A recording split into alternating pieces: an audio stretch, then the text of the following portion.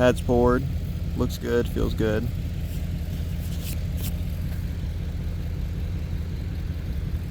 Have to come out here and squeegee this stuff. It's about to rain tonight too, so nonetheless, it looks really good.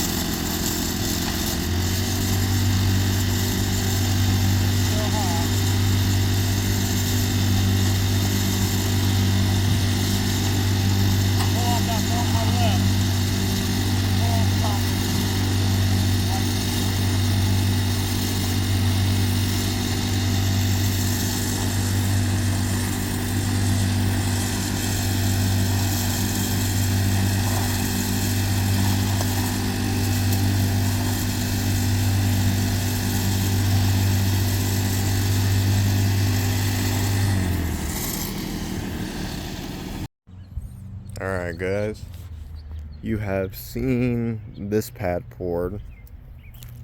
This is the sheeting ledge I was telling you guys about that had the forms in here. So what happens is the sheet metal will sit, and I know it's kind of hard to explain, but the building will be essentially right here. Sheet metal will sit against it and drop into this ledge so shit doesn't get up in it. All the way around, obviously. And you can see the pad's completely done. And like I said too, this is a 30 by 40 and 30 by 40 by 12.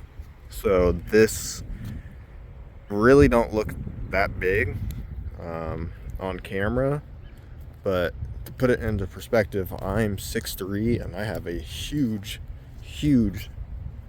I guess step, if you will, and it takes me quite a while to get across. I mean, I ignore the fit, but yeah, I mean it's huge. I mean, I'm taking decent steps corner to corner.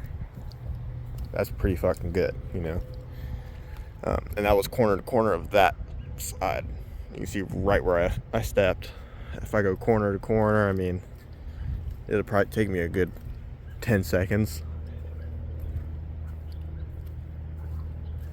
I mean, these are decent steps. It's not little steps either. So, I mean, you guys can see now kind of how it's laid out. I'll show you. So they did the sheeting ledge on this one too.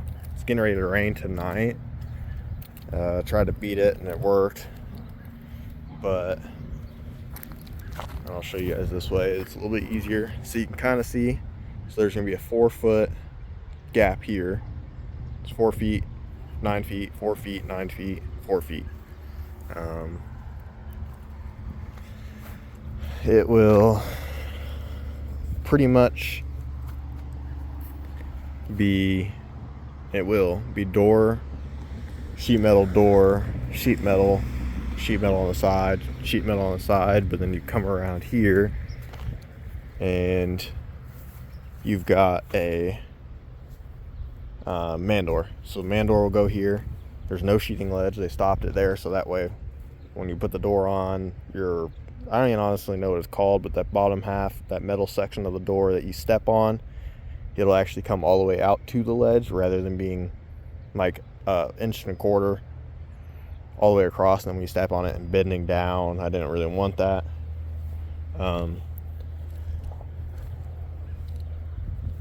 So yeah, other than that though, it looks pretty good. Like I was telling you guys, this one won't, and actually I don't know if I really said it. I know I thought it, but I don't know if I said it. This one won't have an air compressor in it. I'll have a little pancake over here at the beginning, which will do everything I need. All my tools are not air, they're all electric. I have DeWalt. So that fucking snake. I seen a giant bull snake over here the other day, and I don't really fuck with snakes. No, I don't see anything. But from this corner, probably I would say about, oh, you can see into that well. You can see into it fine. That I need a new pad. Snakes are going in there. I'll put the video up, but I hit a snake with my fucking weed eater and it went in. But from there to about here, if I had to guess, will be more building. So fairly large building. I'm trying to keep some road appeal because this is a highway. Don't look like it. It's an Illinois highway. I mean, it's shitty as fuck. I mean, you can see there's cracks, there's holes, there's everything in between, but I know for sure they're getting ready to repave this probably in the next year, if I had to guess. I had to talk to IDOT about putting up a building here since it's next to a highway, which is a good thing, because if they ever want to put a 4-lane here and they want to wipe this shit out, they got to pay me a pretty generous package. So, and that, if I wanted to, could probably go and buy more land at a bigger building.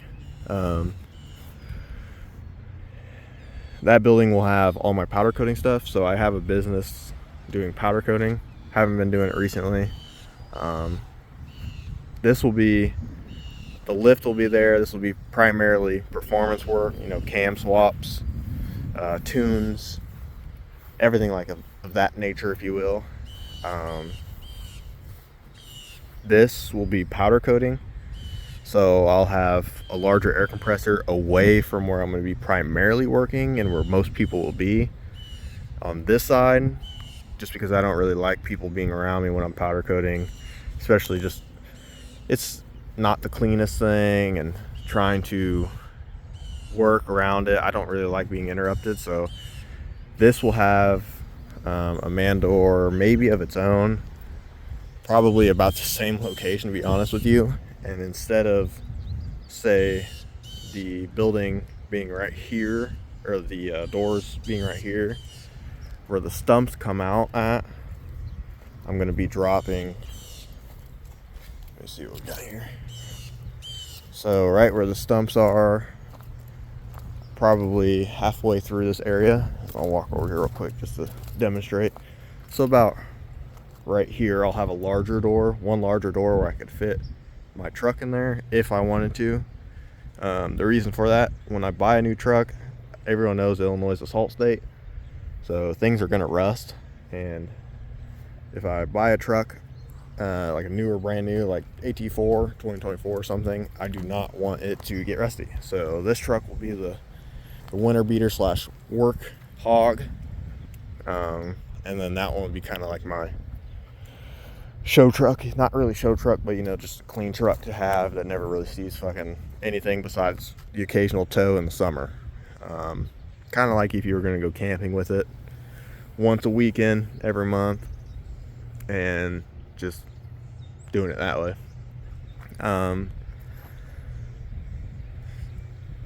Big door, like I said. Air compressor will probably be off to the right. We'll do air lines. It's like Pyrex, I think is what they call it. It's basically a blue tube that has aluminum lining in it. And what people will do is say air compressor, they'll come up, shoot across, and go and have dropouts of that aluminum piping slash plastic piping. And that way that you could walk around and plug in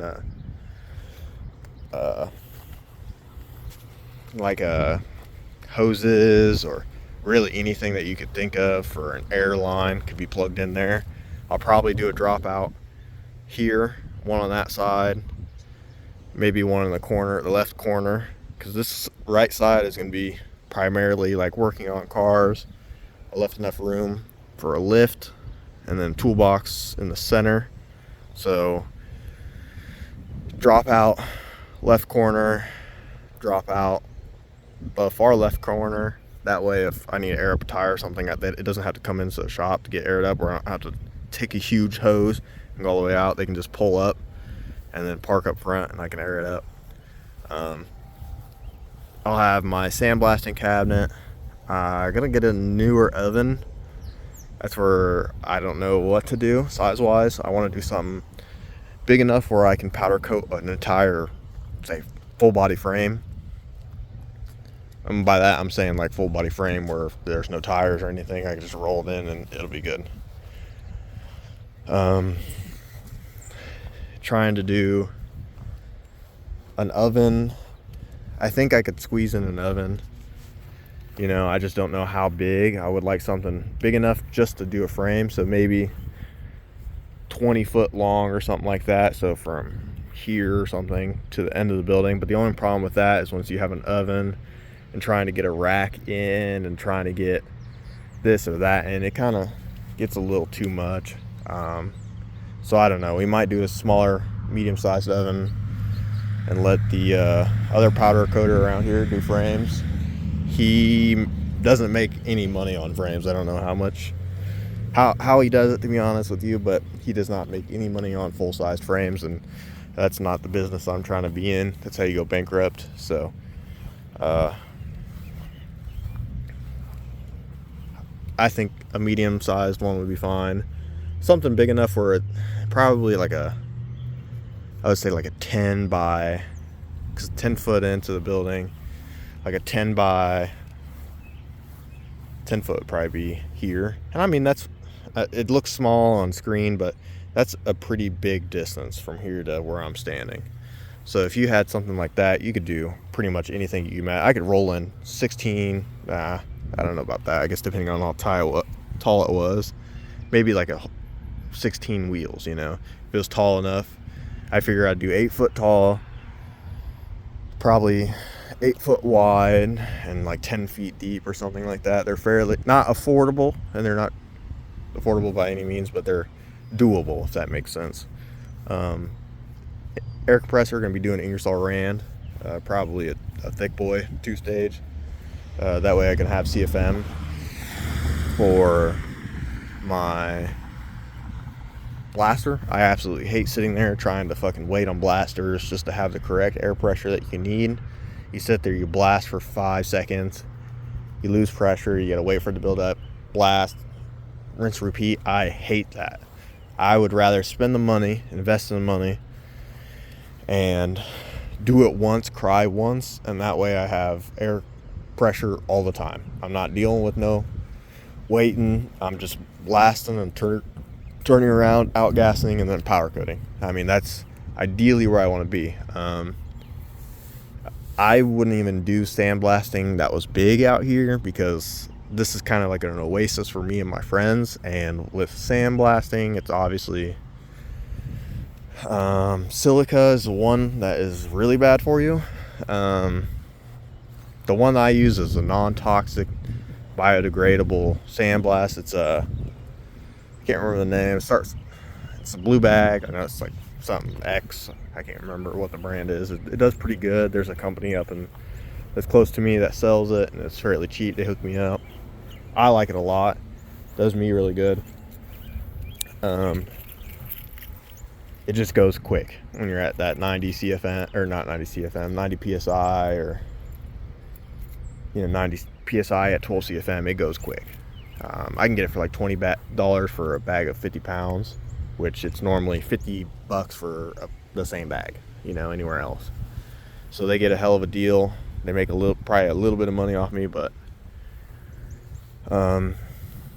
yeah, other than that though, we'll have a booth, we'll have the oven, we'll have our air compressor, and then I'll have pretty much like small detailing work maybe in the left hand corner where I'll have LEDs. The whole shop will have LEDs. It's just making sure that I can see what I'm doing over there and everything looks good and I don't have any dead spots or anything like that. So, but yeah, as you can see, like I said, it's done.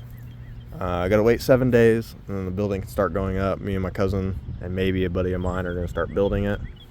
The trusses we're gonna do, so I'll put a video up for you guys. The trusses we'll do, that way you guys can see, and then it'll be kind of not a tutorial, but the whole thing's gonna be laid out so I can go back and watch it later, or anyone else can watch it for that matter. Once the sod's gone, they should be doing something tomorrow with it, I think.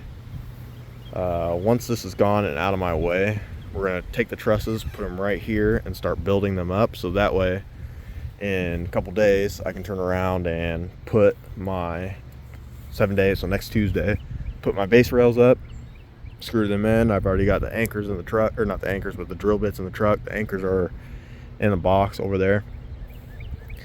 Can put the base rails in and turn around. If I had to, I can have a bunch of homies come out here, and I don't remember how many trusses there are, so every 4 feet, there's 4 to 5 feet maybe, should be a truss. So 40 foot long, that would be what,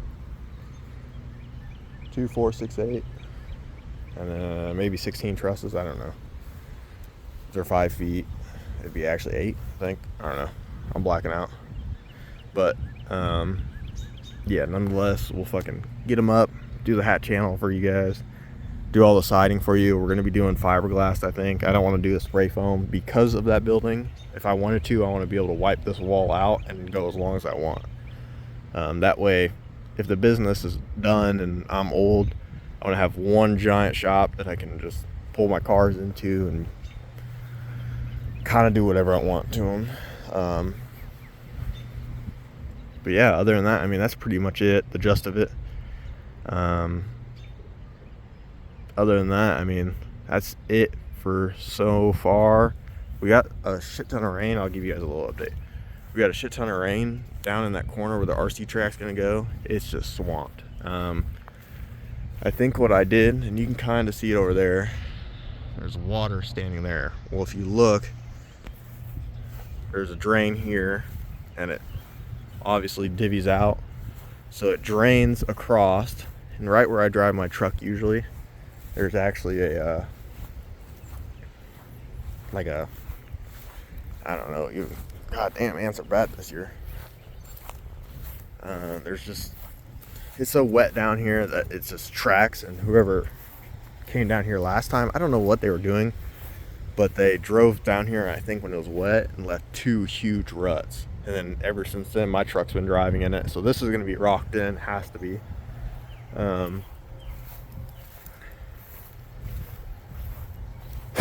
Sorry. Right through here, I made the mistake of cleaning up all this shit, trying to make it good for the RC track. Well, what I did was I pushed a bunch of dirt that way and then pushed it up. Well, when I did that, it created like a wall almost. So this water's been standing, and you can see that it's kind of hard to see, I guess, on camera because it's all pretty green. So from like right here through here, it should have been basically draining water into here and then running out. So it would have been through the field. So I need to take the excavator, clean up around here, and kind of make it so it's good. Otherwise, I'm gonna have issues like that constantly, and I'm not trying to deal with any of that. More rock will have to be brought in. I don't even think I have enough for a driveway out here. So I just got to get more rock, but like I said, the funds are getting hit, and they're getting hit real hard all at once. So it's gonna have to be one piece at a time. I'm gonna slow down, stop buying stuff as I guess want them instead of need them. I was trying to be proactive and on some other metal, and didn't really go to my favor, so I just gotta slow down and do things how I want. The fiberglass is fairly cheap. It'll get done quick, I think. Everything else, though, for the most part, the only sheet metal now I need will be the back and the front walls, which really ain't gonna be too bad, and then the roof. So the roof will probably be about $1,500. If I had to guess, maybe another 1,500, so $3,000 or something like that, front and back. So not too bad, not too good, but nonetheless, it'll be getting done, and that works for me. So, all right, guys, I will catch you in the next one. Later.